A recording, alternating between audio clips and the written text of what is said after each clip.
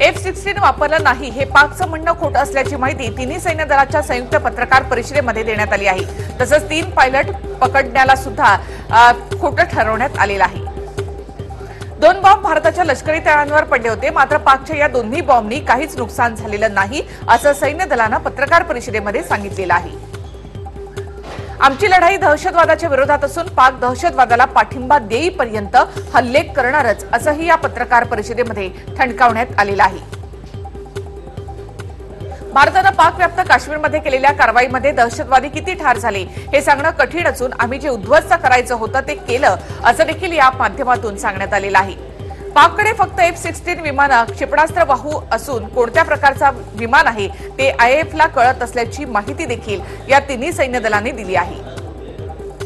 Wagah बॉर्डरहून wing commander अभिनंदन मायदेशी परतणार आहेत ही बातमी मिळता सर्वत्र आनंद निर्माण झालेला आहे। विंग कमांडर अभिनंदन वर्धमान यांना पाकिस्ताननं भारतीय दूतावासाकडे सोपवलंय। ग्रुप कॅप्टन JD कुरियन अभिनंदन यांना आणण्यासाठी जाणार आहे। पाक पंतप्रधान इम्रान खान यांनी विंग कमांडर अभिनंदन वर्धमान यांना उद्या सोडण्याचं स्पष्ट केल्यानंतर भारताचे राष्ट्रीय सुरक्षा सल्लागार अजित डोवाल यांनी अभिनंदन केलंय।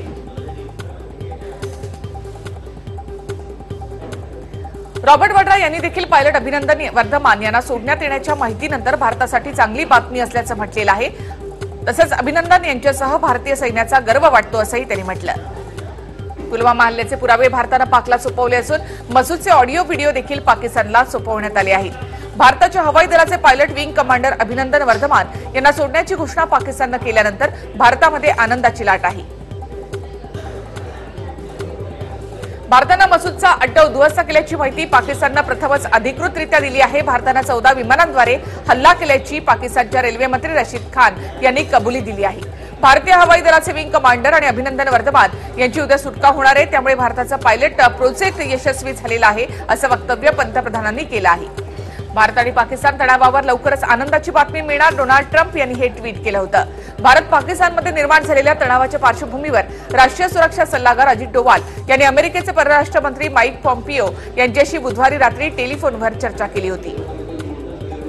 पाक विरोधामध्ये तणावाची जगाला माहिती देण्यात येणार आहे असं भारतानं सुरुवातीला सांगितलं होतं। 10 देशांच्या राजनैतिक अधिकाऱ्यांना याबाबत माहिती देण्यात आली आहे। जर्मनी तसेच नायजेरिया, दक्षिण आफ्रिका आणि बेल्जियमसह 10 देशांमधील राजनैतिक अधिकाऱ्यांसोबत परराष्ट्र सेवेची बैठक देखील दिल्लीमध्ये बोलावण्यात आली होती। जम्मू काश्मीरमधील सुंदरबन, मनकोट, खारी, करमारा आणि देवगार या सेक्टरमध्ये पाकिस्तानकडून पहाटे 6 वाजता गोळीबार करण्यात आलेला आहे। त्यानंतर पुन्हा एकदा शस्त्रसंधीचं उल्लंघन करण्यात आलेलं आहे। एकीकडे भारताला चर्चेचं आव्हान देणाऱ्या पाकिस्ताननं दुटप्पी धोरण अवलंबलेलं आहे। गुरुवारी सकाळी पाकिस्ताननं पुन्हा एकदा शस्त्रसंधी तोडलेली आहे। उरी सेक्टरमध्ये पुन्हा एकदा सकाळी रात्री 3 वाजता मोठ्या प्रमाणामध्ये हल्ल्याचा आवाज असल्याची माहिती स्थानिकांनी दिलेली आहे। सकाळी देखील या भागामध्ये गोळीबार सुरूच होता। भारताच्या सीमेवर शूर जवानांचा 24 तास जागता पहारा आहे।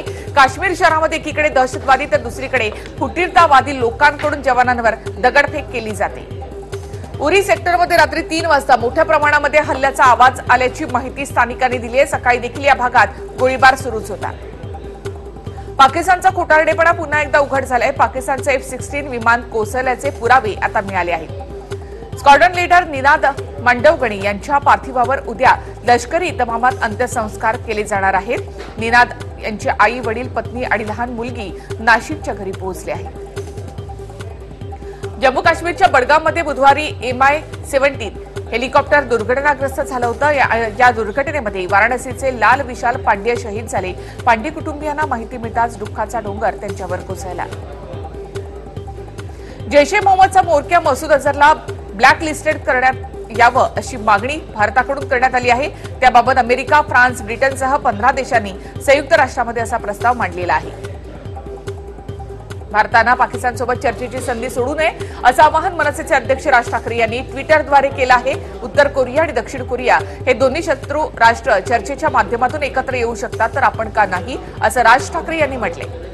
भारतीय वायुसेनेनं पाकव्याप्त काश्मीरमध्ये घुसून दहशतवाद्यांवर केलेल्या कारवाईमुळे कर्नाटकात आगामी लोकसभा निवडणुकीत भाजपला 22हून अधिक जागा जिंकण्यास मदत होईल असं येडियुरप्पा यांनी म्हटलेलं आहे।